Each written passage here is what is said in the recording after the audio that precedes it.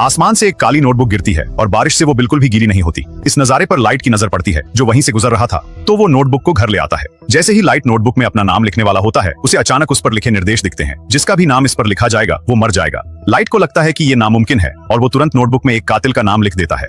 उसके आश्चर्य का ठिकाना नहीं रहता जब अगले ही दिन वो कातिल सचमुच मर जाता है। ये पक्का करने के लिए कि क्या इसके पीछे वो काली नोटबुक ही है, लाइट एक गुंडे का नाम लिखता है जो अक्सर उसे परेशान करता है, और सचमुच वो गुंडा सड़क पर ही दम तोड़ देता है। लाइट को ये बहुत खौफनाक लगता है और वो उस काली नोटबुक को वापस उसी जगह रखने का फैसला करता है। लेकिन तभी उसका सामना एक मॉन्स्टर से होता है। वो मॉन्स्टर खुद को रयूक बताता है, काली नोटबुक का एक शिनिगामी। रयूक बताता है कि लाइट अब इस नोटबुक का नया मालिक है और अगर वो इसमें किसी का भी नाम लिखेगा तो वो इंसान तुरंत मर जाएगा।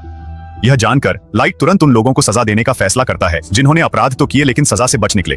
अगले कुछ दिनों में टोक्यो में एक के बाद एक लोग रहस्यमयी तरीके से मरने लगते हैं और इन सभी लोगों में एक बात समान थी, इन्होंने बुरे काम किए थे लेकिन कानून की कमियों का फायदा उठाकर सजा से बच गए थे। कुछ लोगों को लगता है कि कातिल कोई बड़ा विलन है जो कानून का मजाक उड़ा रहा है, लेकिन दूसरों को लगता है कि कातिल बैटमैन की तरह है जो कानून की कमियों को सुधार रहा है।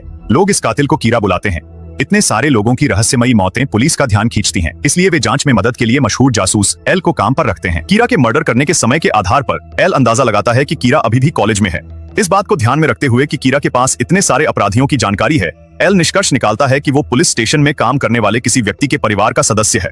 कई दौर की जांच के बाद एल का निशाना लाइट पर टिक जाता है।